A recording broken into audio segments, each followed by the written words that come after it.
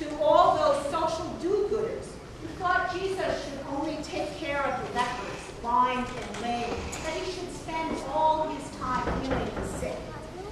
That it's probably a disappointment to all the Scottish Presbyterians like my forebearers who think that Jesus shouldn't go to parties, and that if he does, he should only drink grape juice.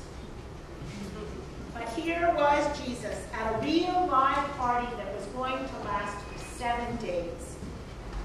The first question in the Westminster Catechism is, what is the chief end of man? And the answer is, the chief end of man, the chief purpose of life, is to love God and enjoy God forever. Love and joy. That's what life with God and in God's kingdom is all about. A wedding feast, a banquet, a celebration of life and of love. That's where Jesus begins. At a party, celebrating life. During this party, unfortunately and embarrassingly, the host ran out of wine. What to do? No wine? This is a Jewish wedding.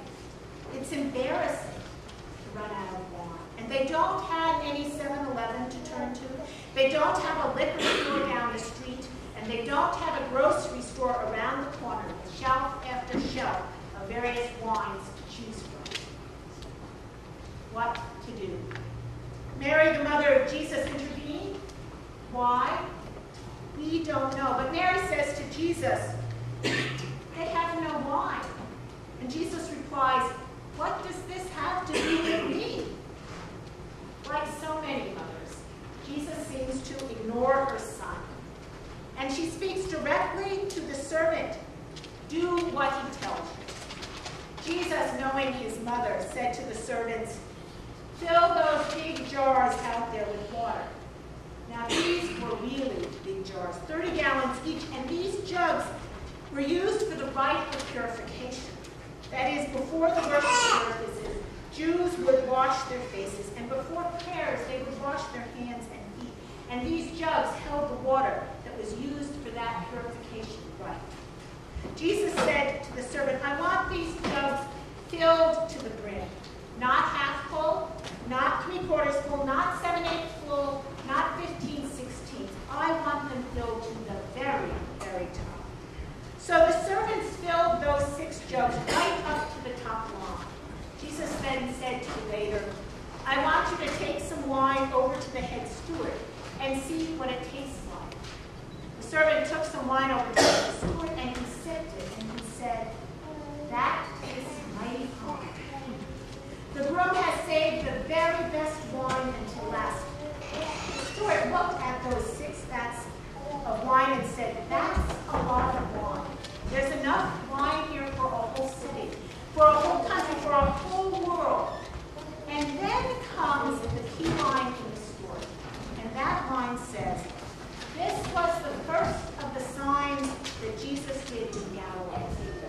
By this sign, Jesus revealed his glory, the glorious presence of the Son of God, and the disciples believed the sign. When I read that, immediately my mind flashed to the previous chapter in John, where the Bible said, we beheld his glory, the glorious presence of the Son of God, and from his fullness, the fullness of 6 large jugs of wine, from his fullness, we all have received grace upon grace upon grace. The law was given through the purification rituals of Moses, but grace and truth were given through Jesus Christ. From his fullness, we have received grace upon grace upon grace. In the Gospel of John, the miracles are always called signs. The Gospel of John is called the Book of 7 Signs, the 7 miracles. I want to talk with you about signs for just a moment. If you drive down River Street in front of the church, you'll see all kinds of signs. Yield signs, one-way signs, pedestrian crossing signs. You'll see signs that are painted red and white and say stop. It's a stop sign. You never think that this is a piece of of nettle with red and white paint on it, you don't examine the ingredients of nettle when it